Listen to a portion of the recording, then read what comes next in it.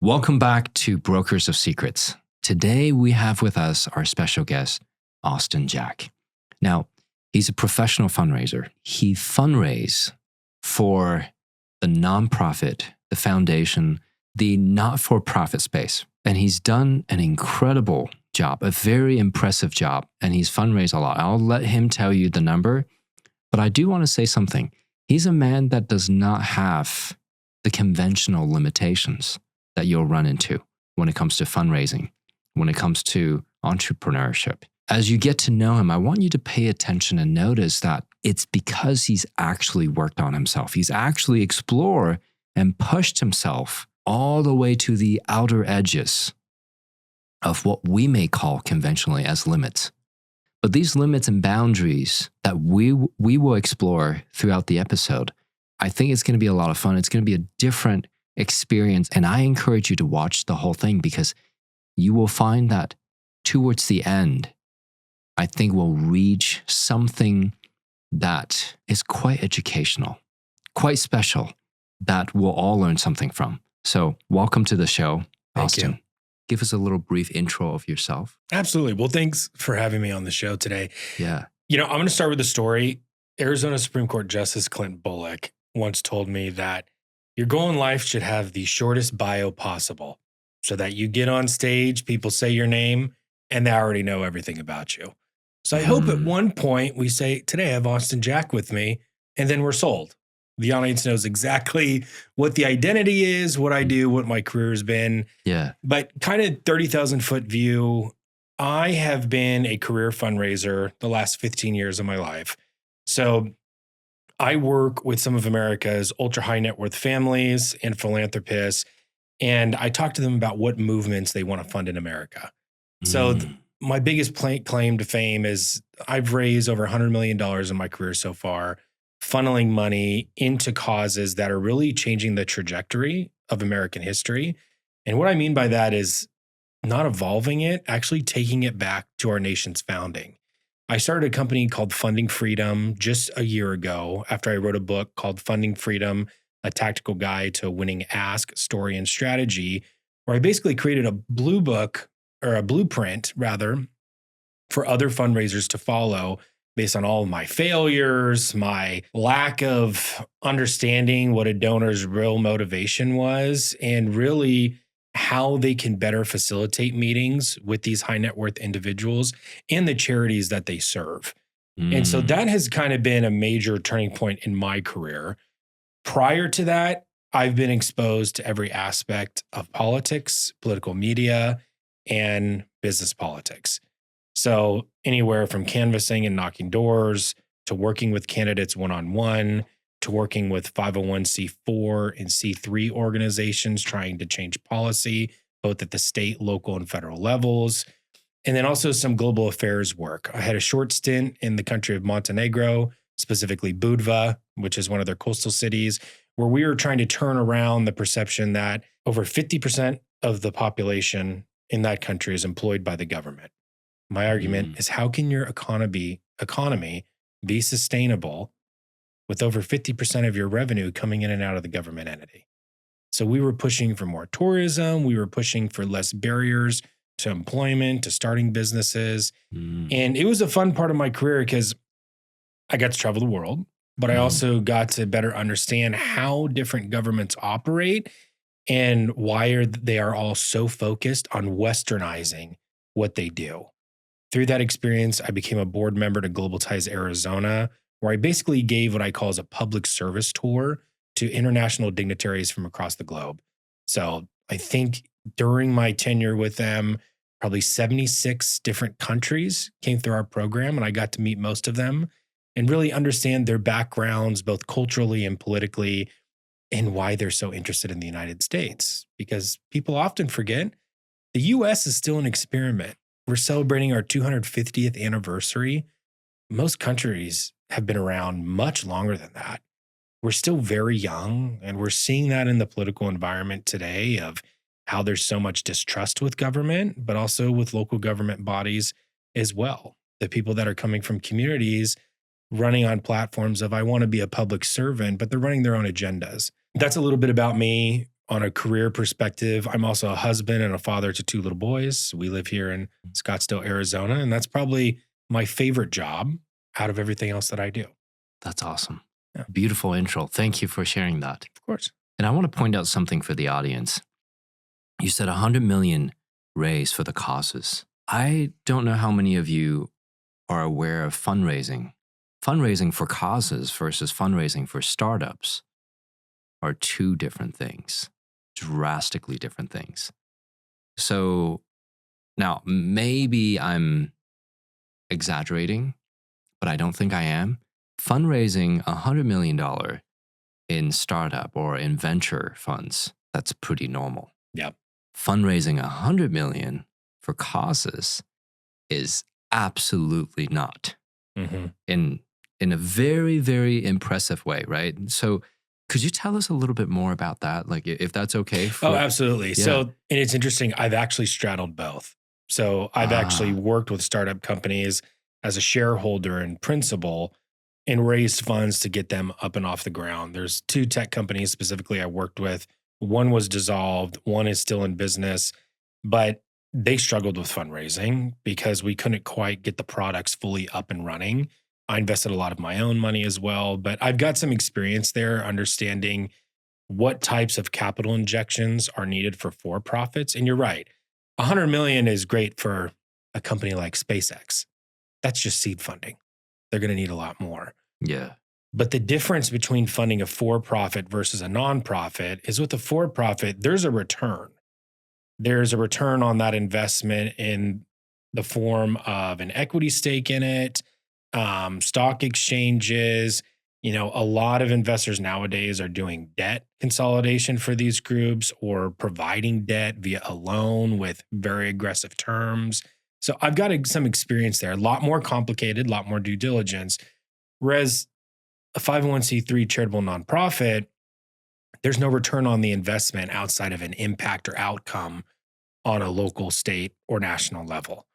So it's very different. You could invest $2 million in a startup and get a 5-10x return over the next couple of years. You're making some money back. On a nonprofit, if I give $2 million, they could pass a law, and that law could impact millions of people. So that's the big difference between the two. And articulating the missions of each type of entity is often difficult. I just have the rare opportunity to be able to straddle both in my career. But as of 2 years ago, I 100% committed to this nonprofit lane because I felt that was my calling. And it's honestly what I'm more passionate about, being able to do something that matters, that my kids will feel an impact from.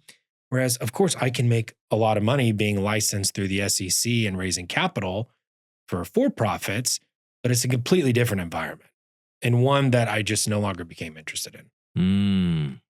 One would say sometimes selling the intangible, the impact that you don't know how long it takes to occur, right? To become physical is a greater art form than, hey, you're going to get this much in return. It's like selling a really nice car that has a brand. The salesperson doesn't have to work as hard when you're asking for support this cause. That's a different story. So I want to ask you this question then. How do you determine which cause that you fundraise for? Just to help me understand your philosophy. Yeah. So for me, it's ideological alignment. So I believe in our nation's founding principles, life, liberty, the pursuit of happiness. If there are charitable organizations out there that are representing that ideology, they're clients of mine. So what's next for you? Like, I'm not saying like after fundraising, right? Of course. What's the next project? Is that okay to ask? Yeah. So the current project is scaling funding freedom. So after I wrote the book, I realized I'm really good at this. I can teach people how to do this. I can also provide more clarity to donors and trust by saying, this charity is doing a good job. And here's why. Because what a lot of nonprofit groups in the United States lack is they have no systems. There's no fundamentals in place that anybody has taught to tell a nonprofit organization, here's what you should be doing with your investors. And notice I said investors, not donors, because coming from the capital world and investing myself in nonprofits, anybody I talked to about money was considered an investor. Well, for me, it's the same playbook for nonprofits. These people are investing in what you're doing. Call them that. Now, if somebody's giving you $25 a month, sure, that's a donor. That's fine. Respect the donor, thank them, be grateful for the gift. But people who are contributing hundreds and sometimes millions of dollars annually, folks that I personally work with, they're investors to these charities. There's a much deeper meaning of why they are basically giving their money away. And a lot of charities will say, whoa, they're doing it for the tax deduction. People giving at that level are not doing it for the tax deduction. They're doing it because they see that something fundamentally wrong is going on in American society, and they're seeking to fix it. And they've decided to entrust their money with you to steward it appropriately. So the answer to your question, what's next for me? I've made the decision to stay in my lane, something that has taken me 15 years to figure out because I've always had my hands in multiple things. I just stepped down from the board of NASCAR at Phoenix International Raceway. I was part of their accelerator program, so on the accelerator board. And I liked NASCAR. I thought racing was fun. I helped them raise money. I donated money. But that was pulling me away from where I really should be, which is focusing on what I call the freedom movement. And what's next for me? Again, it's realizing that freedom isn't free, it's funded. And I plan to fund it. And how will you know that it has succeeded? What does it look like, sound like? Or sustainable feel like? change. So what a lot of my clients are focused on right now is looking at where government is trying to impose more and more bureaucracy. So every year we hear about a new regulatory board. The founders did not intend for us to have hundreds of regulatory boards throughout the United States. In my opinion, that's just another excuse for a new government office to open with more workers, more salaries, more pensions, which most cities in the United States are struggling with their pension programs. And we need to pull back on that a little bit. You know, why does everything need to be regulated? And so that's kind of one example of what a lot of groups are looking at to even get a little more tangible for you. There are laws in the United States that enforce occupational licenses for hairdressers, meaning if I live in Maine and then I move to Minnesota, but I had a license in Maine, I have to go then apply and pay for a new license in Minnesota. Now, I would fact check those two states because I'm not sure what their current licensing agreements are because a lot of people are reforming this right now. But my argument is, does hair change from Minnesota to Maine? I don't think so. But we're making these people pay for a new license and new training, and most of the times putting them out of work because they can't afford it. You know, it's the same thing in the case of nurses. Nurses traveling state to state, it's the same medical job, but you need a new license. Why do you need a new license? So a lot of groups have been pushing universal recognition so that jobs in the trades, like plumbing, like hair, like other things of that nature, they can continue working in any state they move to. It's the freedom to do so. But the government has said, no, we have a government regulatory office here that says you need a license with us. So apply for a new one, get a new one, and then you can work. Well, let's take a horrible example.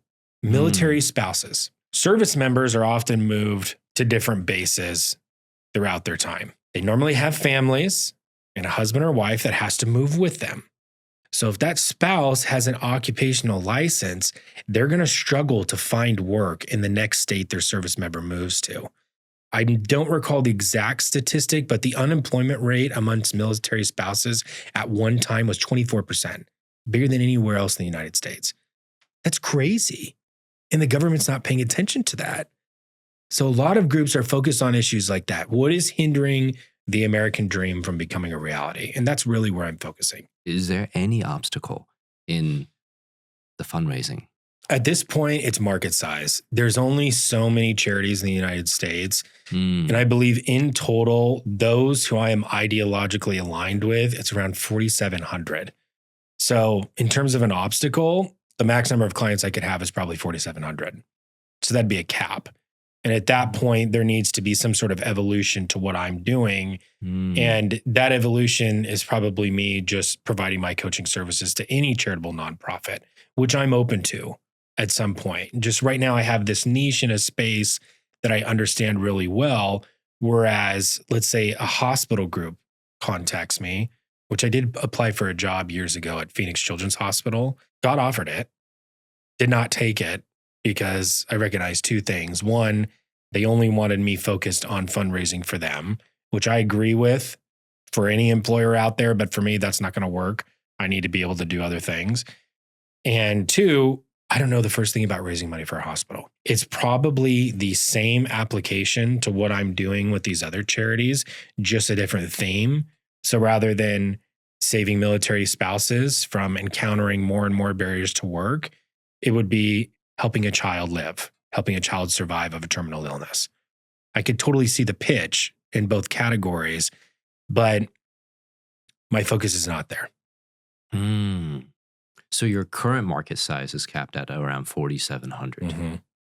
Ah, interesting. And is that a problem? At this moment in time, no, because Okay. we're not even close to taking over a percentage of that. What's your vision? And this is out of curiosity, Mhm. right? What's your vision after, let's say, taking over 4,700? Mm-hmm. What's after that? Is it the healthcare side or No, so what I've is it? thought critically about that. So the ultimate goal is I would establish the Funding Freedom Institute. So basically a credentialed program that any fundraiser in the United States could apply for and take advantage of. And then there would be an acronym after their name or title on their signature line. Right now, there's a program called the CFRE. It's the Certified Fundraising Executives. It's a program you apply to, you take an exam, you count up all your hours, how much money you've raised. Anybody can enroll. They're about a $2 million revenue generating company, but I don't believe anything they say. And the reason that is I've taken the exam twice and I have failed 2 times. The reason I started Funding Freedom is because of that failure, because I recognize that my system, my philosophy does not match what the CFRE is pushing. What do most hospital groups want in their fundraisers? A CFRE credential. And I ask myself, why? Because their system, their strategy, their purpose, it does not apply to modern day fundraising. Donors want clarity, conviction, and for you to ask them for money. CFRE does not paint that in black and white. They focus on a lot of things that I think are good. And I talk about this a lot in my book too, but I just fundamentally disagree. And so I think my system and my vision for fundraising for the United States could be the gold standard. And that's where the Funding Freedom Institute comes in. Now, how close are we to that? I don't know. A decade, maybe more, because we need to keep building up sort of my reputation and the reputation of the groups I'm serving, because all of them are raising more money once they hire me or I support them. Always. I have not had a group tank in funding. Some groups did not raise a ton of money during the year with me, but they have new systems, they have new programs, and longevity, they're now sustainable because they have a program to work by. I call it the Funding Freedom Method. So basically, you want to create this new way of fundraising compared to Correct. whatever is available right now. Yep. And what do you envision the impact will be in the space? Because over time, like you said, longevity, as I can tell, you've been thinking about the long term of all of this. What's going to happen to the fundraising space when it comes to nonprofits and foundations? What is your vision? Yeah, so it's less about the fundraiser and more about the organizations. You're going to see less organizations struggling. The key for the survival of nonprofits is to have a good fundraiser. And we, over time, have ignored that fact. And I'm trying to bring that to the surface of organizations are so focused on the mission. They're so focused on getting the work done.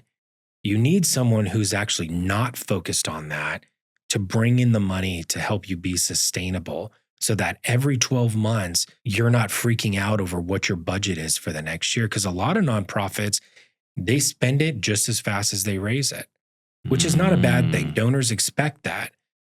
But if you get to the end of the fiscal year and your bank account is zero, what are you doing for the next year? Do you have a plan? And that's where a fundraiser is critical to that process because they're going to give you your plan. They're going to tell you what dollars can reliably come in again and where you can grow your budget. For example, I have a group right now I work very closely with.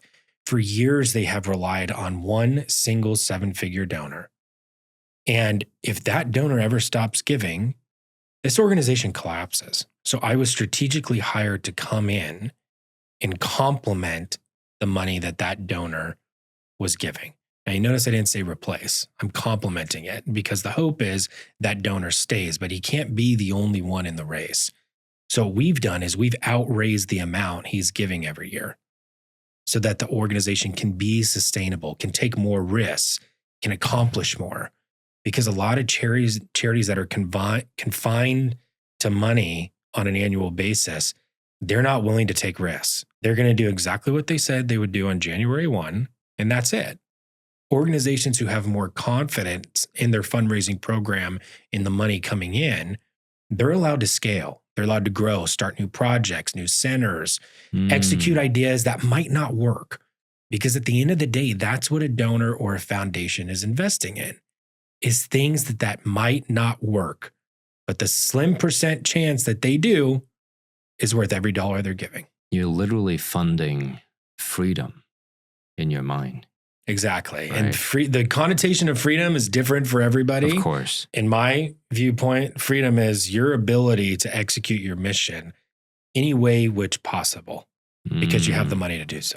What would you say happens when, let's say, you establish this institute, not only very successfully, but this is now the authority, the entire funding space is looking up to you guys and saying, hey, this is how you fundraise now because the results are going really well. Yeah. If I may ask, what's after that? My hope for it is that my language gets adopted. So what I mean by that is when I wrote my first book, before we published it, I read it for the 100th time, as most authors do, I realized there's a lot of terminology in there that I kind of have made up over the years. And the teams that I have commanded have adopted those terms. So it just felt very natural to me. But I realized most people reading this may not understand some of this language. So we put a glossary in the back.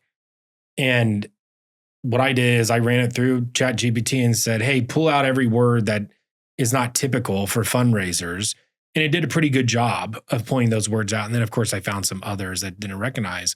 But I put that glossary in the back so that groups I started working with could understand what I was saying and adopt it in their own programs because it's just going to streamline their communications better. And it's also going to help the president and CEOs understand what the fundraiser means when he's giving a command in a meeting. A majority of my job in the fundraising world is teaching the heads of the organizations how to be effective fundraisers, how to tell a story, how to pitch, how to ask for money, which is the single biggest fear in the fundraising world that they don't want to ask. I even have another client who I set up a bunch of meetings for them. They didn't ask for any money. So they came back to me and I had to seriously think about whether or not I was going to drop them as a client because it's a fundamental. You have to ask for money. So what do I hope for after the Funding Freedom Institute is built? People are using this language in their fundraising careers and it continues to work. It's almost like it's a part of my legacy that I came up with this new way of talking. And in reality, it's not a new way. I just started focusing more in on how people today are talking, how investors are behaving. And we've been hearing about this a long time. The greatest transfer of wealth is happening in the United States. The second generation is taking over companies that have been around forever. For instance, the founder of Waste Management just passed away. Who's taking that over? It's a multi-billion-dollar company. So that next generation, what they plan to do is going to be vitally important. And it's important that we understand how they communicate. And so that's really my hope. I'm going to ask another question. And it may sound redundant, but I'm curious again, what's after that? After the language adoption? Yeah. A software component. So right now, a lot of CRM systems which are customer management systems, basically for any enterprise, no matter Right. what it is. They do not have my system incorporated into it. They're not tracking the things that I tell my clients to track. So it would be a software plugin layer that would go into programs like Salesforce, HubSpot, Zoho, Virtuous. These are a few of the programs my clients currently use. And so right now I'm looking at a development to incorporate my system that I teach on paper into some sort of software that my clients can plug into their existing CRMs to actually track if they're hitting the metrics and KPIs that we discuss every quarter, every fiscal year. I really treat fundraising like a sales company would. We're looking at customer acquisition, retention, growth. It should be taken seriously like exactly. that. Yeah. In a lot of groups, they look at fundraising as, oh, I hope they're generous to me today.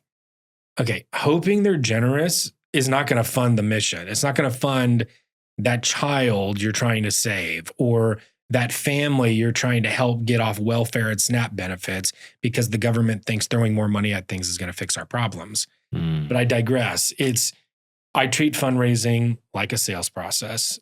And right now I'm working through additional components outside of my voice and my knowledge to further facilitate that process going forward. So software and further facilitating that process. Let's say 5-10 years have gone by. Yep. All of these things go really well. What's after that? For me personally, I would like to step away. So long term, I do not see myself as a fundraiser 20, 30 years from now.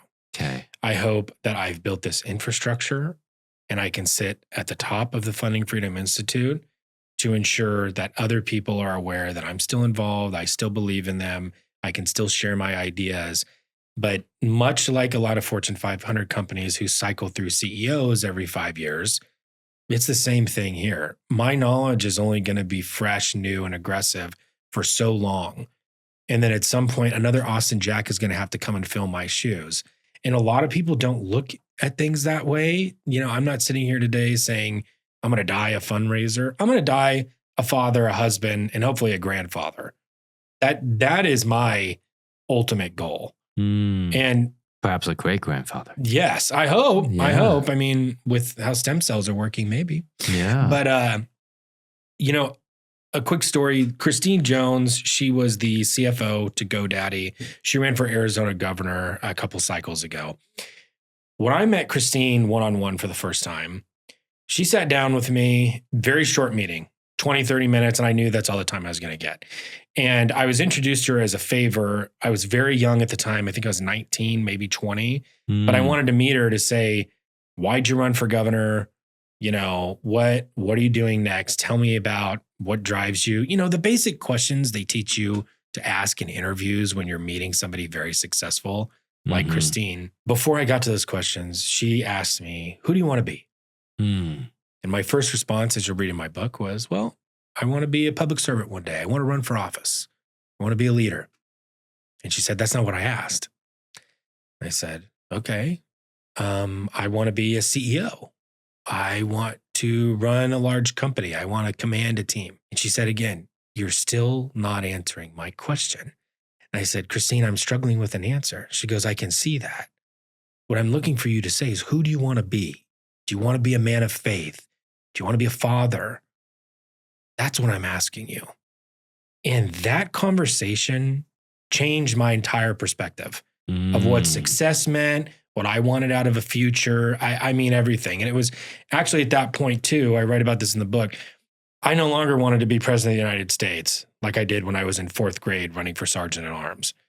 I realized I had a different calling. I wanted to be a husband. I wanted to be a father. And that became my primary goal, not my secondary goal. My secondary goal is what's going on right now, funding freedom. It's scaling it, growing the institution. But when you say what's next, I mean, that's what's next, indulging in that identity. And I just don't think enough people look at life that way nowadays.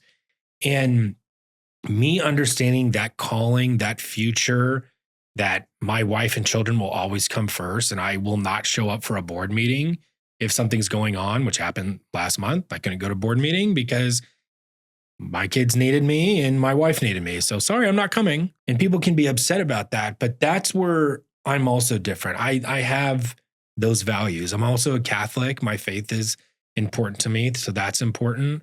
Maybe I'll go deeper into that at some point. I have no idea. But assuming that role and indulging in it is what comes after this. And is it because of time or energy or?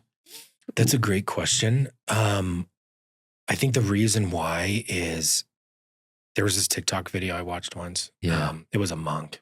And he said that I'm not chasing happiness in life. And the moderator, he was on a podcast or something. And I'll never forget this video. And the podcaster is like, okay, well, then what are you chasing? He goes, I'm chasing peace. So, because with happiness comes unhappiness. And I don't want that. I want peace. And I don't believe we can truly have peace in our lives if we're not indulging in the identities we hope to have. And so for me, I'm indulging in the identity of being a father and a husband. And hopefully, because of what I've built, we will have the resources to live a nice life, to not have to worry about certain things like bills and overhead. And if, you want to take a trip, you take a trip. Yeah. That my kids can, take advantage of any educational opportunity they want to. They can build their own companies. I want to watch that. I don't want to still be working on my own, excuse my French, shit, while my kids are now building something. That's not why I had them. A call earlier today, one of my relatively new clients, I was talking about Father's Day and they go, oh, do you have kids? I've been working with this guy for like 3 years. And I said, yeah, I've got kids. He goes, I didn't know that. How old are they? I said, oh, they're 2.5 and they're 1. He goes, oh, that's great. Well, happy early Father's Day. And I'm thinking to myself, like, I have created this persona that I'm 100% committed to you and to your cause. And that's what I want. But what's going on in my personal life, I really segment that part of me because they don't need to work together. And I've seen a lot of the big coaches, in the country talk about work-life balance. I'm not trying to find a balance at all. I'm just separating my life in such a way that maintains my peace. So when you say what's after, it's peace. That's what I want. What you said is indulge in the family life, being a husband, a father. Yeah. And indulge in peace after, right? Why not now? Why not indulge in peace, fatherhood, and husbandhood now? Is there a specific reason to the sequence? So right now, I'm 100% indulging in it. But there are those nights for most entrepreneurs that are laying in bed before they fall asleep. They're thinking about payroll. They're thinking about the next idea. They're thinking about sales and customer acquisition. That's still going on. And at some point, when all of this is built, that will go away. And that's the ultimate goal. I don't want to lay in bed before I shut my eyes thinking about my company. I want to think about what time my kids and wife and I are going to get up in the morning and do whatever the day brings to us. Is that the definition of peace? A part of it, at least, right? And my definition of peace, yes. Would you say there's a time frame of when that will happen in your mind? Right now, no. I am in such a period of scale, and I know a lot of entrepreneurs can relate to this, where I am doing my best to balance the home life versus business life. And I'm doing a pretty good job. My wife and kids do not see me distracted. I'm focused on them when I'm there. But yeah, there's not a timeline because building this software, this institution, this, language, that's going to take time. How much time? I have no idea. I recently attended Alex Hermosi's 2-day symposium down in Las Vegas because I wanted to see what is attracting so many people to him and his wife, Layla, and also how he approaches business. And, it's a hustler's personality. It's very much 100% you're driving sales. You're doing so much volume, you can't fail. I really, really like that philosophy, but I can't commit to it 100% because I have a family. And so I can't give a timeline because I don't know how quickly I'm going to accomplish these things. all I can do is stay focused on it, work, and continue on this path I've created. So I think this is where the fun begins. If you could decide when that will happen, when would it be? Tomorrow. Okay. Yeah. Tomorrow. Yeah. Now, let's pretend for a moment Mhm. that it does happen tomorrow. Would you believe it? I would, because last week, for the first time ever, I bought a lottery ticket and we did the drawing. Uh-huh. And I'd tell my wife, imagine if we won this $430 million tomorrow. Yeah. And she's like, we're not going to win. And I said, who knows? And Yeah, I put who it on the knows? fridge. I scanned the ticket. That could very well happen. Okay. But fundamentally, that's the only way something like that could happen, where I am 100% indulging in family and no longer working. There's some sort of sustainable income coming in off of something like that, because I don't come from a family with massive wealth. I'm not a trust fund kid. Everything I've done, I had $140 in my pocket and I started my first consulting firm in 2015, and I have built it up from there. And so for me, if it could happen tomorrow, if it happened that quickly at my age, I would no longer be working for causes. I would become the cause, meaning I would likely launch a family foundation, and my wife and kids and I would be distributing grants to the organizations that we are ideologically aligned with. So that would be, when we talk about what's next after all of that, as you keep going on and on, I think that's kind of the final thing before I say goodbye to this world, is having that family foundation. Wait, hold on. Yeah. You're not going to say goodbye to the world, because what if you acquired that opportunity, that wealth, literally, maybe not tomorrow, but maybe next year? Mm-hmm. You don't want to say goodbye yet, right? No, I'm saying being the last thing all the way till, yes, like we're not going to live forever. I know that. So what I mean is the foundation is probably the last final thing. Okay. Yeah, the last thing I'd like to accomplish. Got it. Before my life is over. So nothing after that? No, that would be it. Okay. That would be my version of amazing. This is it. Amazing. Okay. Yeah. And you would have the time and energy and resources to indulge. Yes. Okay. If it were to be next year, because we'll go back to the tomorrow concept, but let's say it's next year. Yeah. And then, you wake up one day and you sort of anticipated this was something happens along the way. You're like, it's almost like buying something on Amazon. You're like, I know it's coming. Yeah. It's not here yet, but I know for sure it's coming.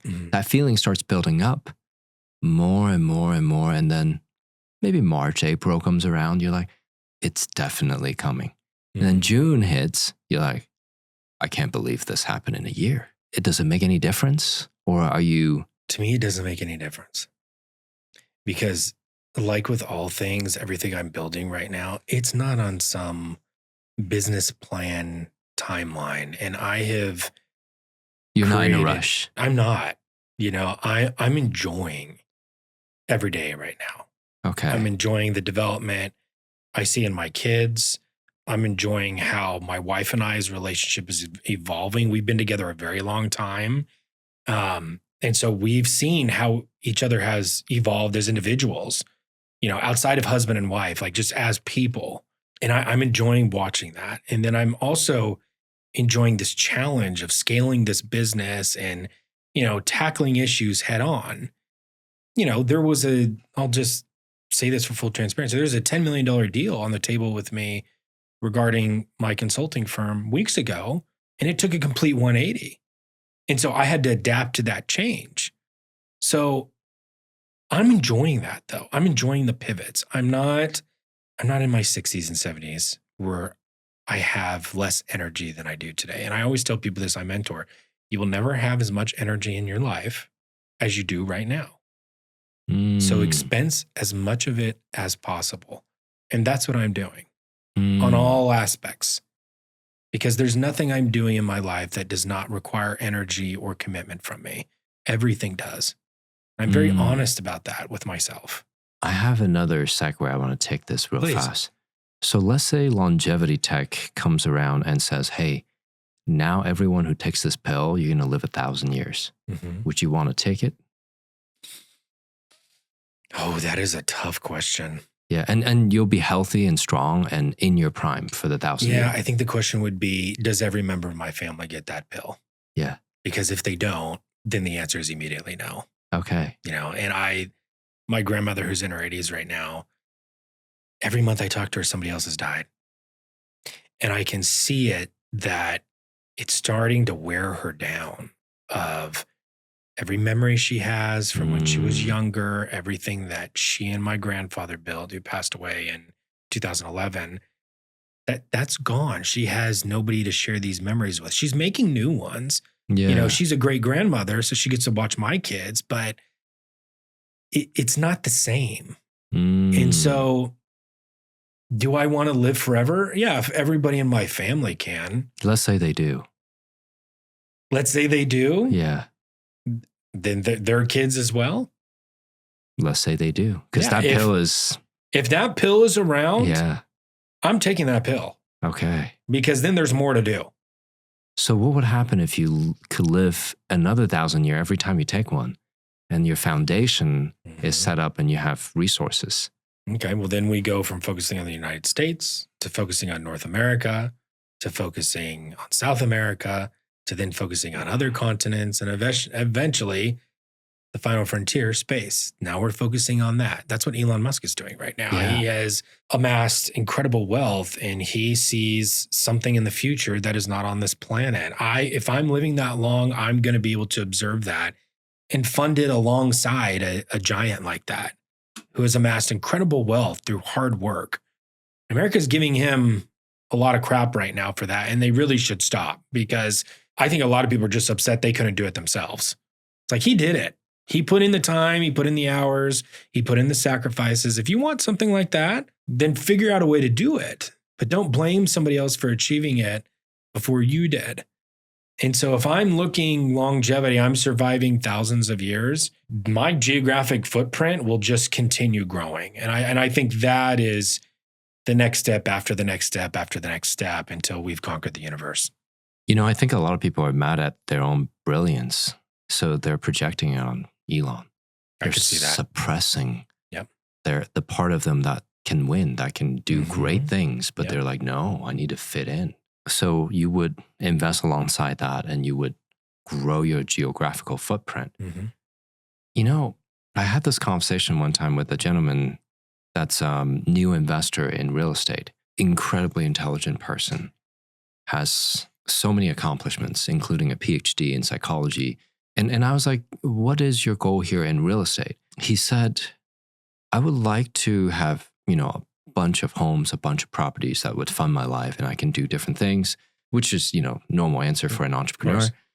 And then I said, would you ever want a skyscraper or 2 or like 10? He's like, oh man, I need to do my fix and flip first, get that down, and then I'll do multifamily, and then I'll do commercial, and then I'll grow from there, right? I'm like, have you considered asking the person who built the skyscraper how to fast track that?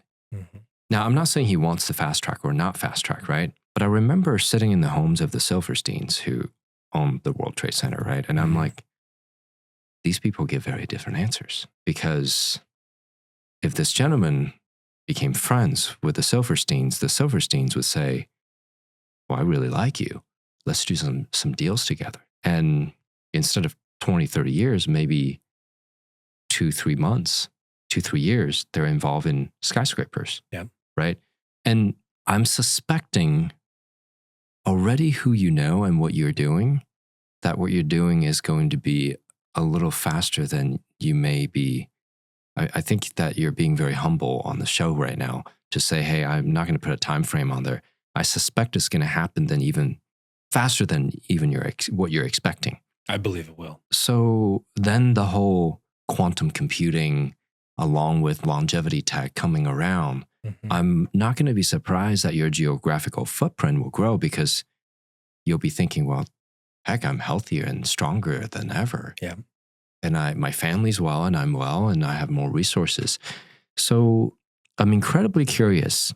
Let's say you grow your geographical footprint and the whole world gets to benefit. Now you start going off planet, right? You start investing alongside of giants that we are talking about.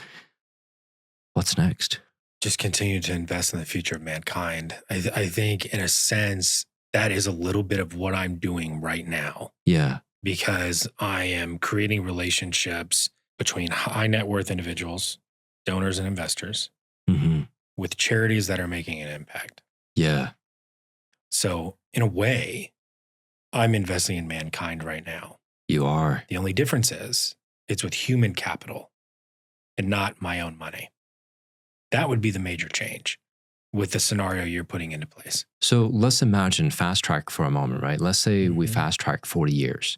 Yep. All of this has been done. You're wildly successful in this. Mhm. And incredible amount of influence and capital, even more so than currently. Let's say time travel is real and Austin 40 years later comes back and meets you tomorrow. Mhm. Just like out of nowhere, you see a guy walking in, you're like, wait, that's me, right? And you're like, how did you know I want to see you or meet you, right? Of course, it's yourself, and yourself come in. Anyway, you're sitting there and you're talking to your future self, and your future self says, I'm going to give you the entire strategy of how to get here way sooner in 364 days. So just a day short of a year, like William said on the show, right? Mhm. Would you take it? I wouldn't. Because knowing myself, I've never had a mentor. I've never had someone that says, you should do this. Yeah. I never had someone create some crazy business plan for me or give me any ideas. Uh-huh. I think me having to figure all of this out on my own and be just vulnerable with myself when I know it's not working, and almost being a pioneer in this industry, which I feel I am at this very moment, I would want my younger self to go through that, because the only way for me to travel back in time would be if my younger self went through that to get there. Because I think far too many times, children in the next generation are given those roadmaps and blueprints. Some stay on track, but a lot of them do not. A lot of issues happen. We always wonder why a lot of the rich and famous fall to drugs, they go to rehab, they bankrupt their families' empires. Well, it's because that their parents were trying to put a round peg into a square box. Every generation is going to behave differently. Every generation is going to react differently to things. We're seeing that right now in American society. People love protesting now. Mm-hmm. They love protesting algae in the reflecting pool in Washington, D.C., which happened yesterday at the time of this recording. So, knowing myself, I am not going to train my kids to take over my companies. If they want to, and if they're interested, I will definitely share knowledge, but I'm not going to give a blueprint. And that is why it's so incredible to be an American, because the American dream is something that you make tangible. It's a phrase we use, but the individual American has to make it tangible. They have to make it a reality, because you can build a business. You can have a family. You can own property. You can't do these things in other places in the world. But the difference of why I would not take the blueprint is because it's too easy. And I think we make things too easy for people nowadays not to do them. And I'll just go off on a tangent for 2 minutes here. Yeah, tell us. So when I say people make things too easy for others, let's take poverty, for example. There's a poverty crisis in America. There are a lot of families living below the poverty line in some of America's most vulnerable cities, LA, Chicago, New York, just to name a few. In each of those cities, the government is providing so much assistance that it's easier not to work and accept that money than to go get a full-time job. The number one statistic on how to beat poverty, a lot of people ask, is to get a full-time job. And it's almost certain you will not live in poverty. Yet we have manifested this new ideology that because you're an American, we will pay for you to live, breathe, and eat. That's a joke. We have created so much dependency that you're now seeing it in various places of American life. It's not just feeding people meals or giving them free housing or free healthcare. It's gone so far beyond that. And it's why we're seeing. And there's fraud out there. Oh, incredible fraud. And I mean, we're seeing it every day. And, you know, people on the left can continue to say there isn't, and Trump's a racist and a big. No, he's not. He's a businessman that is trying to tell you the truth that the American government, which is a giant business, has been ran horribly by horrible leaders. And I 100% stand by that. There are leaders out there who have created such dependency that Americans are trapped. They can't get out of it. And I don't understand why they continue to vote for leaders who just keep giving them more free things. It's not going to help us in the long run. I mean, you go to the south side of Chicago, the Austin and Englewood neighborhoods, which one of my groups that I run their full fundraising program, they have an organization called the Center for Poverty Solutions. And their goal is to lower poverty by 5% by the year 2033. That represents about $2.4 billion in economic potential, and also 22,714 individual people that they're trying to get off of these benefits. Those numbers are seen as incredibly aggressive. I would argue they're incredibly small.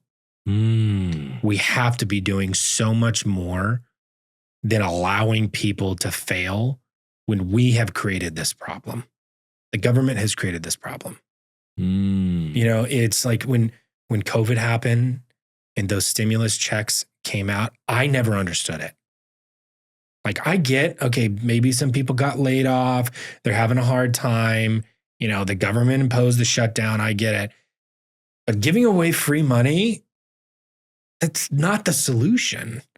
No. And we continue to think it is. So when... And there's inflation. Yeah. And I mean, Switzerland voted against giving people free money, and their currency is strong. Same thing, right? During COVID. Yeah. We were just talking about Switzerland before the show. Yeah, exactly. Yeah. So it's just, those types of things frustrate me. That's why when you ask, you know, would I take the blueprint from my older self, 40 years? I wouldn't, because it's to me, it's the same thing. That blueprint is going to trap me in a cycle that I don't even understand yet. And I think a lot of people do not understand when they're given those freebies, you're getting trapped here. You know, it's the same thing with 8 to 5 employment, W-2 employees. You're trapped in that job. You're trapped in that job. That job pays for your healthcare benefits. It pays you a salary. It pays for your retirement. It feels really good. And you're giving your time 8 to 5, 5 days a week. There's no freedom in that. And that's why my entire life I have worked to get to this point in my career, which is I'm going to do the 8 to 5 jobs because to me, I looked at it as school. I'm learning, and I'm dedicating myself 5 days a week to learn from my employers what to do right and what to do wrong. And then eventually I'm going to have so much knowledge that I'm going to do things on my own, which is what's happening now. But that's where I think I'm different from a lot of entrepreneurs is it's not about how fast you're moving. It's about how smart you're moving. And if you're willing to accept the challenges and the failures and have a lot of humility. So you wouldn't take the blueprint because it would make it too easy for you? It would. And it would change my behavior about everything and who I am as a person if I was given that. So what's the benefit of not taking if you were to break it down? I'm curious. Individual freedom. Because it would feel like you have to go that route? Yes. Because myself 40 years from there, if I follow his blueprint, well, in my mind, he did everything right. He's got the longevity pill. He can travel back in time. He's got a family foundation. He has everything I'm talking about today. But I have no concept of the emotion and motivation that led my future self there. So instead of a blueprint, let's push the boundary here a little bit. Imagine he hands over a headset with a chip in it. Okay. There's nothing invasive. He's like, if you don't have to do it, but if you put this on, it will download everything I know into your brain. You're not forced to do anything, but it's just knowledge, understanding, pretty much everything that he had learned, wisdom, right? Would you take it? Would you not take it? Would I take the chip? Yeah. It's a little different, right? It's a little different, but it's still the same thing. I mean, you're still being given knowledge. You're not learning yourself. So there's actually a show that speaks to this a little bit about this chip idea. It's called The Foundation. And essentially, it is the perfect society that's been set up. And this is a sci-fi thriller on Amazon Prime. It's pretty good. And there is one leader, and every, I think, 10 years, they produce a clone of that leader. So the society continues to be dominated by this one man. And each clone gets this download you're talking about. It's not so much in the form of a chip. It's the same DNA makeup. It's the same lesson plans, the same people surrounding the person. So the leadership just continues with the bloodline, and the person doesn't change. And then at one point, there's an issue with one of the clones, and then they start behaving differently. They start ruling differently. And so if someone were to give me a chip, it'd be the same thing, in my opinion. It's going to work until it doesn't work. And then if I have all this knowledge, when I make that mistake against what the chip told me, well, then what happens? Does everything just go into disarray? Do I collapse? Does everything I was intended to build? Doesn't have to be negative. Could be better. Could be better. Yes, it definitely could be better. But it's just that I don't want to be given the success. I want to earn it. I see. And what's the benefit of that? The benefit of that is you understand yourself, your market, and your future so much better when you are the one leading it. Whereas when we allow others to get involved in what we're doing, it starts to pull away from what you were originally trying to accomplish. Like, I can't tell you how many times people have given me 20 opinions about what I'm doing. And of course I listen to them, but it's like every other fundraising consultant out there. Why I think fundraising consultants are awful, even though I am one, is they're no longer raising money. They're talking about what they used to do. Whereas I am still actively raising money. I pick one charity every year where I am licensed and registered through them, and I go and meet with donors on their behalf to bring money in. So I'm getting that firsthand experience, whereas other consultants, they've been doing it a long time, and they're relying on the same old tricks that they think works. And I can't tell you how many times I've listened to panels with fundraisers on them, and they tell me the donor landscape has changed. And I so bad just want to say, shut up. You have no idea what you're talking about. When was the last time you asked a donor for money? 9 times out of 10, they haven't. They're consulting. They're learning from what the team is doing, not what they're doing. So if you were to say the benefit is your own learning, your own leading, you're leading your future. The firsthand account, I think, is what's critical. It sounds like there is a endpoint in this journey, which is not saying end of life, but there's a final outcome, which we did talk about, right? Yeah. Like you'd like to do something for the rest of your life. Same thing. Becoming the cause, right? The reason I keep asking what's next is because I'm curious. It's think of it like this. If I were to be never given a car and I just walk, I wouldn't go as far. At what point would you see these instruments of the future as a vehicle, because there's more to be done when you arrive, because there's a presupposition of this is the endpoint, right? I sense that there's even more that you're going to do than what you've told me. And this is quite normal as a highly accomplished individual who is also very realistic, right? Who is fundamentally, like, as people say, down to earth. When we, let's say, talked about Elon, down to earth may not be the word we would use, right? And the size of his vision got him to lead a lot of people that would want to give him money. And so what I'm wanting to do is, because frankly, there's not much that we need to nudge. Like, you're on a beautiful path with wonderful things. Thank you. And I can't even presume that I'm someone that would want to do that, right? Like you already have this incredible map of where you're going. Mm-hmm. To introduce a map from the future and say, hey, this is better. It's not. It's just a future map, right? I'm only playing with that boundary, nudging it a little bit to see. And this is probably one of the more gentle aspects of this. I'm usually not very gentle, but it's because I'm like, whoa, that's a boundary we must push. Mm-hmm. But here, I'm not even sure if we should push on it. But I still wanted to ask just to see, right? Because if I were to say, hey, I'm going to walk to Oregon to see my in-laws, there's no nobility in it, right? It would just be painful. But of course, in our modern perspective, that's like ridiculous. Why not just drive or fly over there? But back in, let's say, pioneer days, they would look at a vehicle and say, well, that's ridiculous. Why not handcart over there? Yeah. We can walk, right? What is this going to do for the world? Like if we have a jet, like what kind of sorcery is this? Like, should we burn this thing? So there could be different ideology that may mix in and cause us to think, well, there's nothing else after I arrive. Yeah.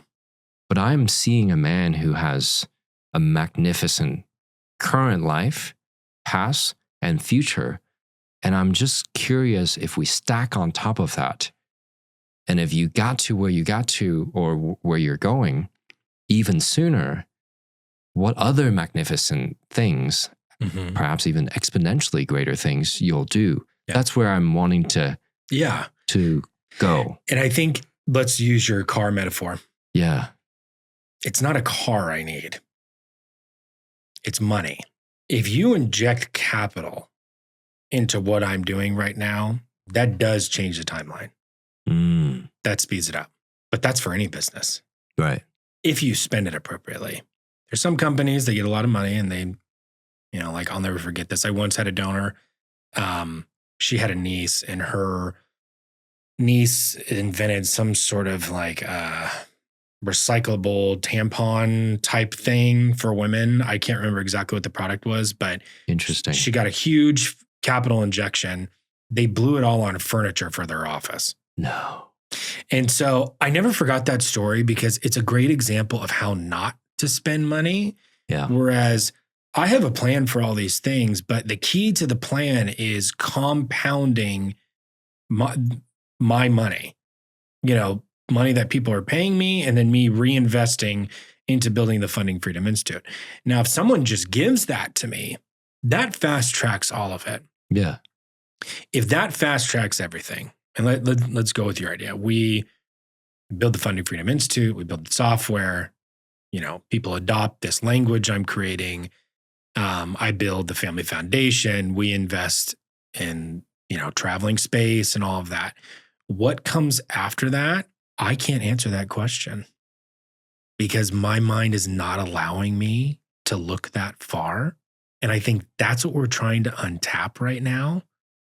But it's so difficult for me to fathom something beyond that because I am too caught up in what this vision is now. Can it be bigger? Of course it can. What does that look like?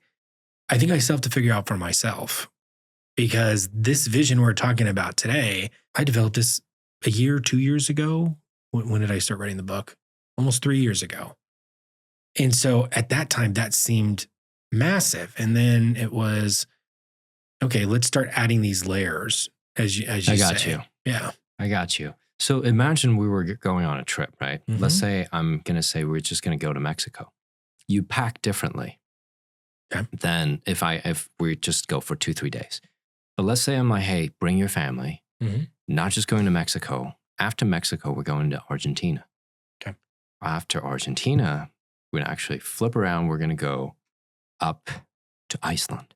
And on the way, we'll stop in New York, right? But then we're going to go to Iceland.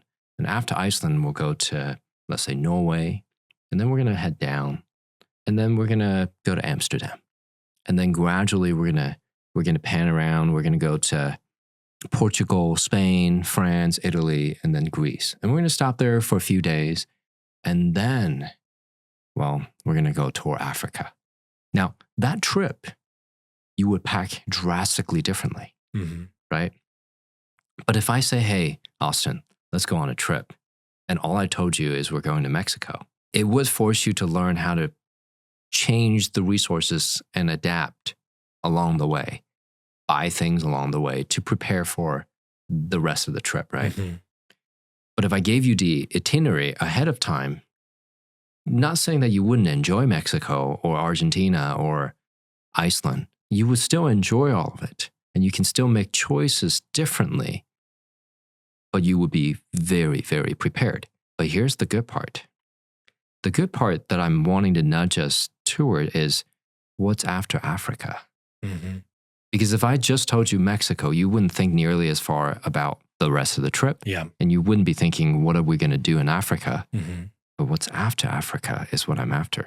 Mm-hmm. Because if we get there, I think that the capital acceleration is the question. It's like a chicken or the egg first, right? Because if you know you're going to Africa and then beyond, the capital will likely come sooner. Now, this is just a hypothesis, although we've been testing it over the last decade with everyone we work with, right? And we have a lot of people that fundraise, mostly for the private sector. Oh, yeah.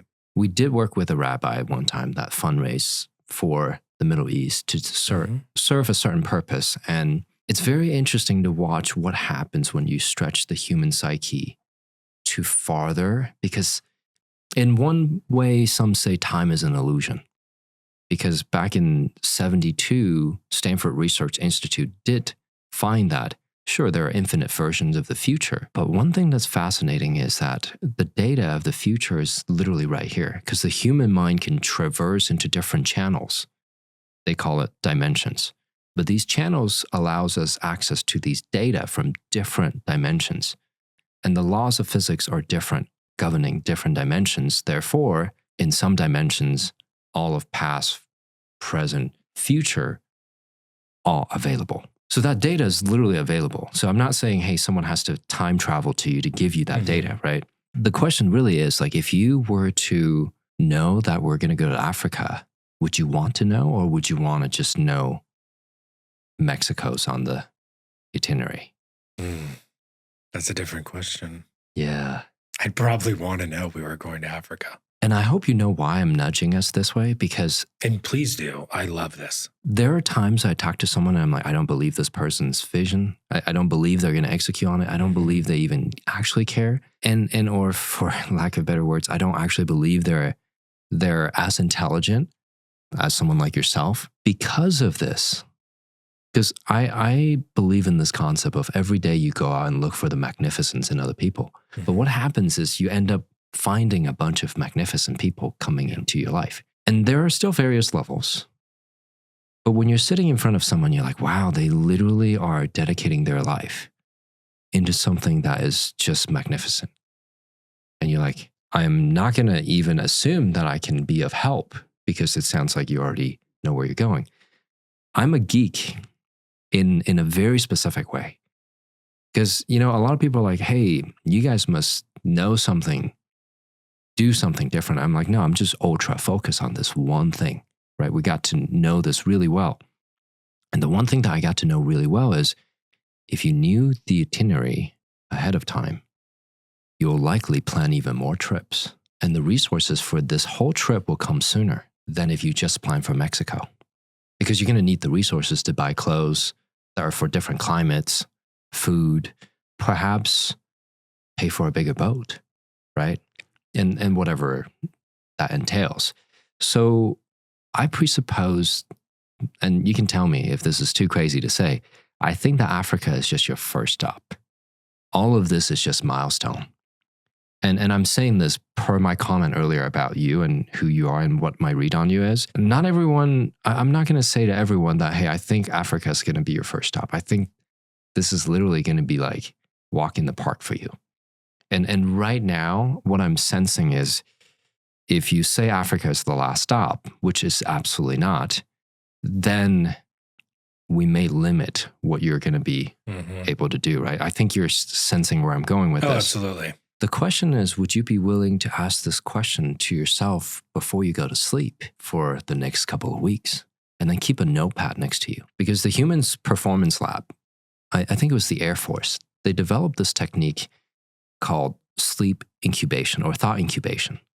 And this is not the full technique, but essentially you ask this really relevant question that perhaps is a little too far out in the future, but let's just say your mind gives you exactly what you need to see now because you ask and then you receive. So you ask the question, you put a notepad next to your bed, and then you go to sleep. And you'll notice, because of the notepad is a symbol of you telling your mind, hey, I actually want to record the answer. Your mind will sometimes wake up in the middle of the night with an idea or the next day. And then over the course of 2 weeks, you will get all of the pieces of the puzzle together on a piece of paper. Sort of like some people say how Tesla designed what he designed. Not Elon, but Tesla. Yeah. Right? Sort of like how many of the greatest inventors had visions, whether it's of their own or of the oneness that they speak of.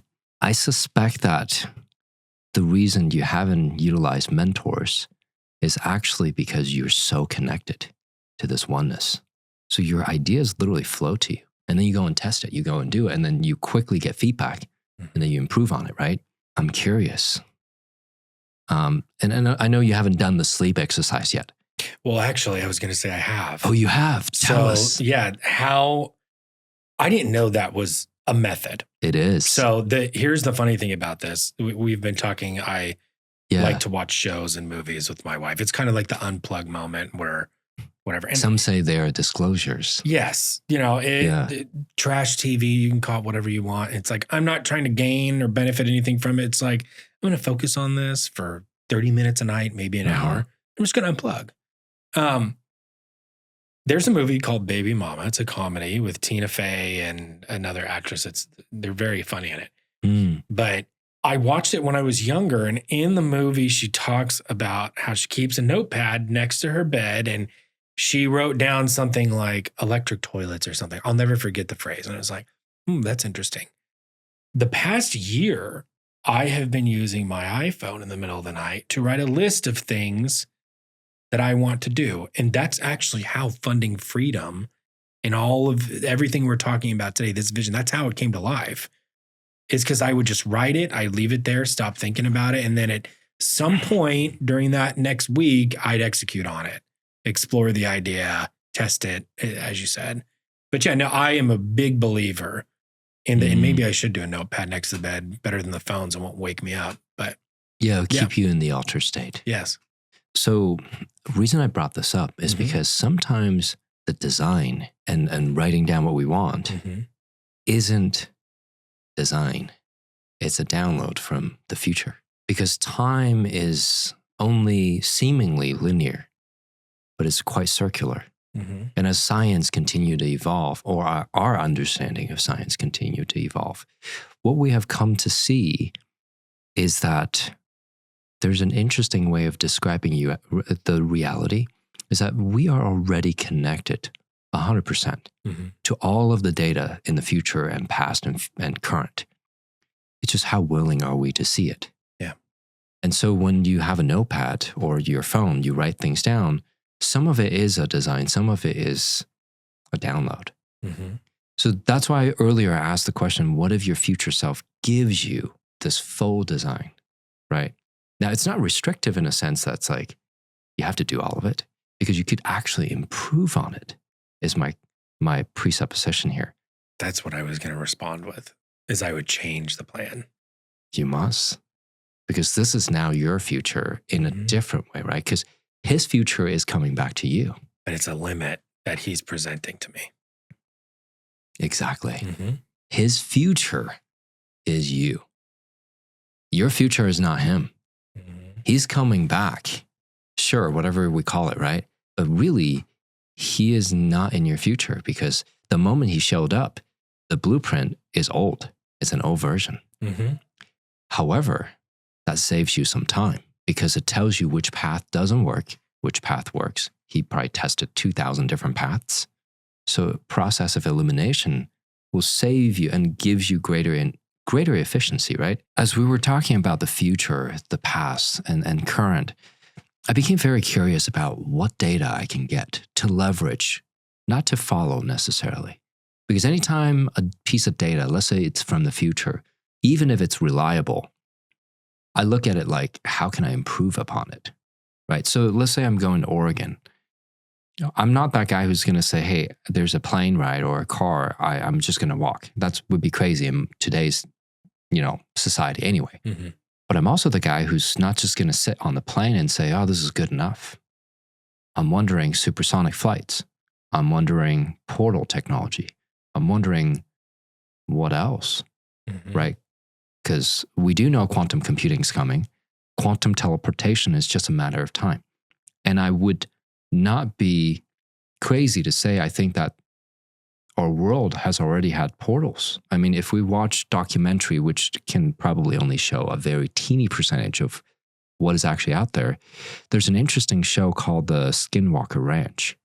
I don't know if you've heard of it. Mm-hmm. So the Skinwalker Ranch is a place in Utah where allegedly there are portals and unidentified crafts that will come and go, or humanoids and beings that will come and go. Lighting, maybe you don't call it lighting, but lights that will show up and cover the entire canyon. That's unexplainable, right? Mm-hmm. And there were footage of it that are being shown on the History Channel. And I know they said they were only able to talk about a small, teeny percentage of what's actually happened there. Well, I have a dear friend named David Morehouse that was a consultant on that show. And he was a former officer that disclosed the project, Stargate project, ages ago. And I learned something from him that was very, very helpful. He said, look, there are so many versions of the future because you can decide, right? So we can't really predict the future per conventional, perception of what predict means. But it's data. I look at it and I'm like, the future, the data, even if your 40-year in the future self comes to you, you would be their future. They wouldn't be your future. Mm-hmm. And I'm sensing that you would leverage that data, right? Oh, I would 100% leverage it. And improve upon it, because that's just naturally how you would think, right? Which goes against what we said earlier. You wouldn't follow the mold. I wouldn't follow it, yes. You would improve upon it. And yeah. Beautiful. So that data would be valuable, wouldn't it? Got it. Now, that's where my question lands, is that you got that data, you fast track your trip to Africa 4 decades early, metaphorically Africa, right? What happens after? Now, I don't expect an answer right now. No, I hear you. I'm intentionally, so here's why I'm saying this, because in our current world, where we live in this predominantly 3 or 4D perception, right? 3D plus time, we are, as much as we are aware and understand conceptually that time doesn't flow linearly, we all live in this cohesive agreement of time is past, present, future. And so the reason I push on that boundary so much throughout this entire episode is because when we expand the concept of space and time, it naturally overcomes any unknown boundaries or any unknown limitations. And I took this direction because as you got on the show and as we talked, I'm like, this man doesn't have limits. Like, limit, if anything, is a good thing for you in a sense, right? Like, it's boundary, which you have clearly, right? You keep a very clean boundary, living your family life, indulging with them, and then work life. Beautiful. And I'd say that's the only boundary, and related to what you're saying, there is no ceiling. It's just the concept of what goes beyond a certain point is not realized yet. And that is why I pushed on the boundary of space and time. Yep. And this is usually where I have the most fun because, sometimes we get on and then in minute 1, I'm like, oh, that's a huge boundary limitation. Let's resolve it. The show's over in 2 minutes. But really right here, and I think a lot of people who are listening and watching would resonate, because a lot of very high performers, ultra high net worth individuals, investors, entrepreneurs that really have done great things in their lives and are doing great things in their life, they find themselves not necessarily noticing the conventional limits. So that's where the space and time limit goes. If you continue to ask, what's next, what's next, what's next, it's not because you're not satisfied. It's merely because what if I can leverage what I'm going to achieve in 40 years, but do it sooner? What other exponentially greater things will I do and learn? Because if the goal is learning, forging the character, having that indulge time with family, you're going to have that and more. So my curiosity is, again, you've already been doing this practice of going to sleep with your phone, taking notes. Using a notepad would be great, right? Because it doesn't snap you out of the sleep state. Yeah. And like a red lamp, so you stay in as close to that sleep state as possible, right? Well, let's say you ask the question, what's after Africa, metaphorically? I think you're going to have a plethora of answers that come to you, an abundance of answers. I think you can sense that too. Oh, yeah. I mean, if I'm answering the question, the limitation that's being placed in this conversation that I'm aware of is the industry in which I'm executing the path.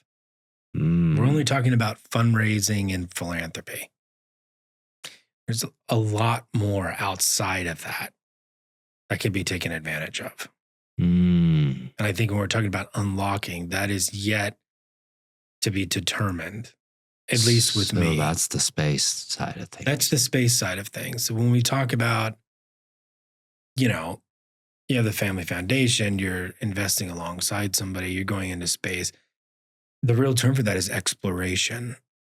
And exploration in that adventure, and not even leaning into your going to Africa example here, but in reality, when I graduated college, I took myself to Australia. I did a 10-day trip. I went by myself, backpacked, and I climbed the Sydney Harbour Bridge. Never knew that I was afraid of heights, but my knees are buckling a little bit as I'm climbing through the catacombs, and I'm like, that's new. I'm recognizing that of myself. Get to the top, looking out. I'm glad I'm there, but I'm very ready to get back down. That experience taught me that I wanted more adventure in my life because I didn't know how I would react to it. New boundaries. Yes. And so I started pushing myself really into uncomfortable situations. And that sense of adventure, pushing myself into certain meetings with people, certain boardrooms, certain ventures. We've talked about the for-profit space. I was with a defense company for many, many years called StarNav. I started Yard Service on Demand with another partner, which was at basically Uber for landscaping. I did all those things. That was my sense of adventure. And what I recognized is that can exist in the same space as this fundraising industry right now. I think later, yes, but you're focused. Yeah, I think as an entrepreneur, you have to be. Yep. And so when we talk about fast tracking, what I'm doing now has been fast tracked because I made that decision to focus and eliminate that adventure side. But to your point, if we're trying to unlock something here after this philanthropic life and fundraising credential and institution is achieved, I think that next part is going to be that adventure. And I unintentionally phrased it as, investing to explore space, but that's what's next, going to the most remote places on the planet and seeing what is there. And it's more of a eagerness for the knowledge of what I don't know that would come next. Like I love being a student. I think that's my favorite part about life is you can be a student, you can learn, you can be quiet in a room. You ask most people, I pause a lot in conversations because I want the other individual to get their thought out, much like our conversation now. But I love being a student. I love learning. And I think the next half of my life is going to just continue that, but in a different form. I think that as you continue to stretch that space and time, it won't just be the next half. This is just the beginning. Oh, it's an evolution. Yeah. Because this is not waypoint yet. No, I don't even think we're anywhere Yeah. close. If I'm being 100% honest, I'm just getting started. Yeah. So curious then, final question. When you, let's say you arrive, what is arriving anyway, right? But let's say you arrive, you've done the fundraising, you've indulged with the family, you've adventured. What's next? I think it's further exploration. Further exploration. Yeah. I think beyond today's reality. There we go. Okay. Now, all of these questions is to nudge the boundary further. Of course. As you're allowing that data to come through, I'm not only suspicious, I'm very confident that it will fast track the fast track.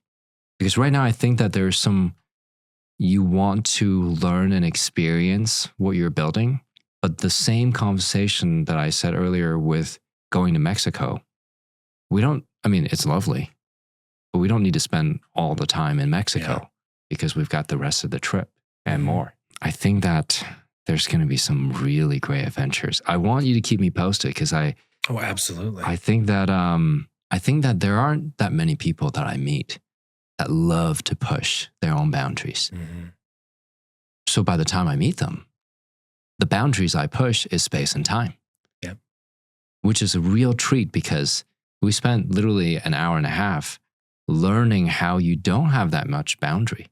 And it's so large. When we get there, I'm like, oh, took an hour and a half to find that because you've done so much work. So the only time and space thing the only thing left was to explore space and time.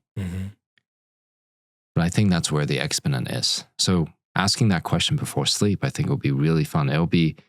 I'm curious to see what you come up with. Oh, yeah. So thanks so much for coming on the show today. No, thank you. Excellent conversation. Really appreciate it. Likewise.